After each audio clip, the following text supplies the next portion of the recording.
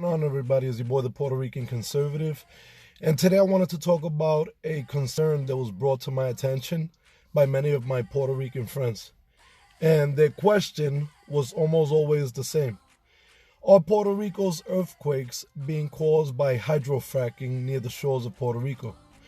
The reason this is a trending belief in the Puerto Rican community is because of a video trending on YouTube. Because of this, I feel the need to both share the video from where the rumor originated, as well as a detailed explanation of every portion of his video to bring you guys closer to the truth. Please pay attention to the video.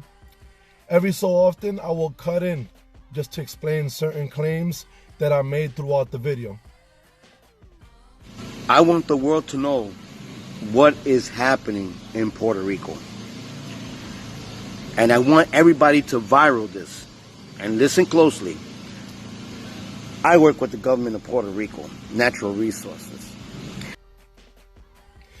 So his first claim is that he works for Puerto Rico's Department of Natural Resources. So to see how true this was, I went online to see if the ID that he presented on the video matches the logo of Puerto Rico's Natural Resource Department. Lo and behold, it does. So that part of the video is absolutely true. I like to inform everybody to listen. Listen to what's going on.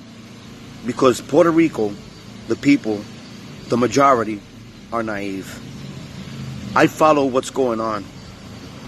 They are pumping crude oil out of southern part of Ponce, maybe 5 to 10 miles out, with oil rigs.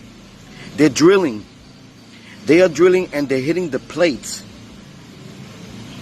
that are not controlling the island, which it shakes. This is the part of the video where things begin to get sketchy. And here's why. He claims that they're drilling 5 to 10 miles south of Ponce and it's causing earthquakes because they're hitting the tectonic plates because it's not allowing them to move.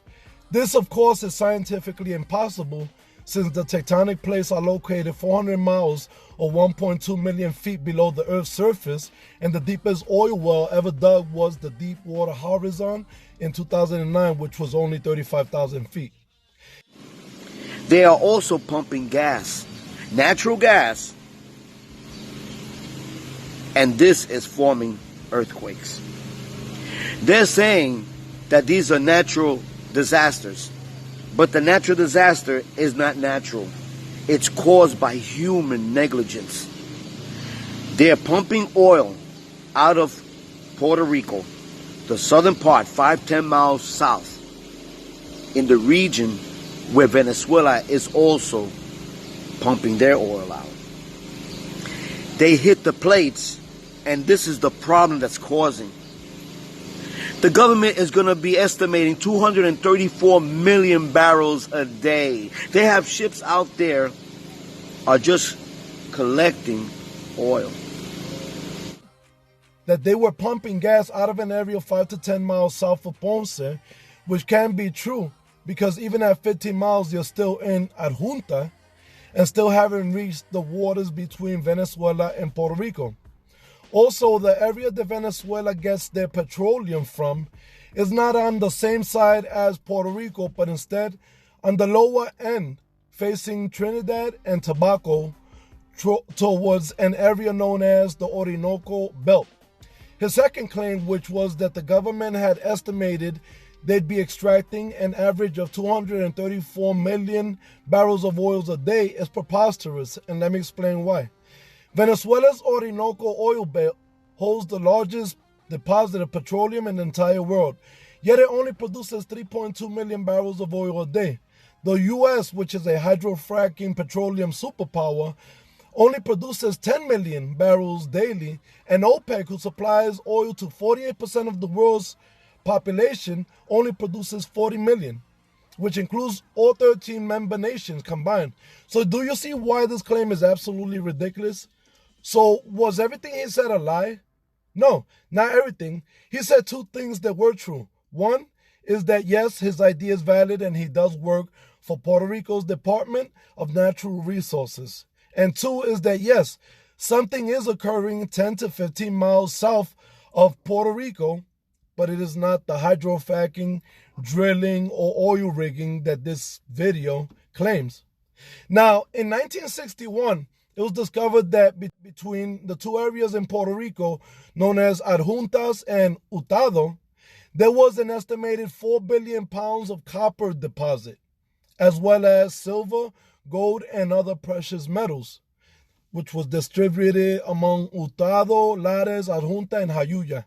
Two companies, one known as Amex, or American Metals Climax, and Kennecott Copper, first explored Puerto Rico in the 1960s and found that Puerto Rico has 17 major copper deposits estimated to hold 4 billion pounds of copper.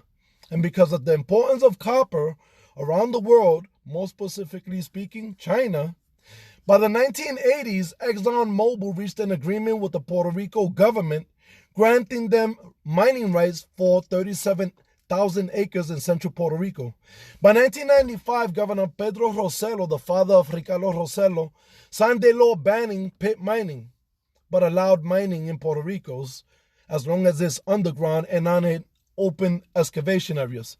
Since then, every precious metal extracted out of Puerto Rico has not benefited one Puerto Rican on the island, and even the lands of farmers are being excavated by companies who monopolize off the profits along with the Puerto Rican oligarchy, while denying Puerto Rico's landowners and farmers any say-so.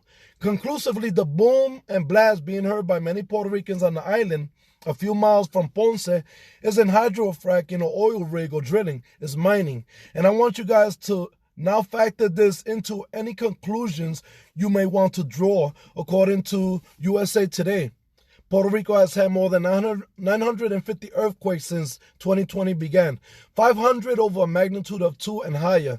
So if we reference scientific research that directly correlates mining with earthquakes that can reach as high of a magnitude as 3, and where the location of where the earthquakes are being felt and their proximity to the mining are mainly in the central region of Puerto Rico, then we can logically conclude that yes, the earthquakes occurring in Puerto Rico are not natural phenomena, but instead the result of man's greed. And let me remind you guys that Puerto Rico has already experienced 2 earthquake-induced tsunamis in the past 100 years. So if we were to experience a tsunami with the amount of municipalities in modern Puerto Rico prospering near the shorelines of the island, it would be catastrophic. The purpose of this video was to inform and not to discourage.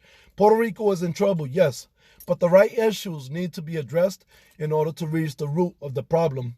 With that being stated, I want everybody to stay safe, stay informed. God bless, and stay informed.